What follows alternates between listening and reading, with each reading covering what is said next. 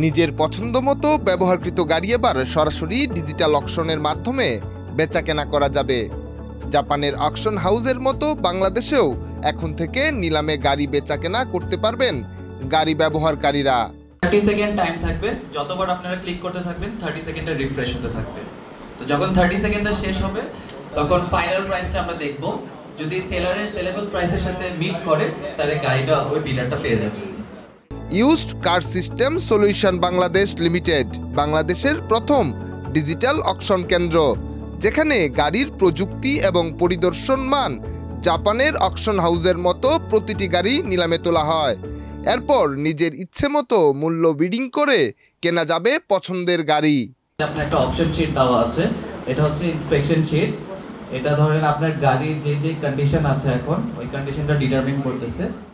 Digital এই নিলামের কারণে কোনো মধ্যস্থতাকারী ছাড়াই গাড়ি কেনাবেচা করার ফলে ক্রেতা বিক্রেতা দুজনেই হচ্ছেন লাভবান। রেজিস্ট্রেশনের মাধ্যমে বিক্রেতারা তাদের গাড়ি নিলামে তুলতে পারবেন এবং ক্রেতাকেও একটি রেজিস্ট্রেশনের মাধ্যমেই নিলামে অংশ নিতে হবে। আমাদের পুরো কার্যক্রম হলো আপনার অনলাইনের মাধ্যমে রেজিস্ট্রেশন হচ্ছে, সেলারের জন্য আলাদা, বাইরের জন্য আলাদা। সেলাররা যখন রেজিস্ট্রেশন করতেছে আমাদের সেলস টিমরা ওদেরকে কন্ট্যাক্ট করে আপনার সব গাড়ির ডিটেলসগুলো নিচ্ছে। তারপর আমাদের ইন্সপেকশন ডে, যেটা অকশনের 2 দিন আগে হয়, সেদিন গাড়িটা নিয়ে আসতে হচ্ছে। ওই দিন আমরা গাড়িটা ইন্সপেক্ট করে একটা গ্রেডিং দিয়ে আমাদের সিস্টেমে আমরা আপডেট করে দিচ্ছি অকশনের জন্য। পরে আমাদের বাইরের ক্ষেত্রে বায়াররা যখন রেজিস্ট্রেশন করে আমাদের সেলস টিম কন্ট্যাক্ট করে, ওনারা আমাদের অফিসে এসে আগে একটা ডেমো নেয়। সপ্তাহে প্রতি নিলামে 100 গাড়ি বেচাকেনা করার লক্ষ্য নিয়ে কাজ করছেন সংশ্লিষ্টরা। ডিজিটাল অকশন গাড়ির জন্য বাংলাদেশে আর নেই, আর গাড়ির সাথে যে ইন্সপেকশন শিট দেওয়ার ব্যাপারটা এরকমও কোনো প্ল্যাটফর্ম নেই।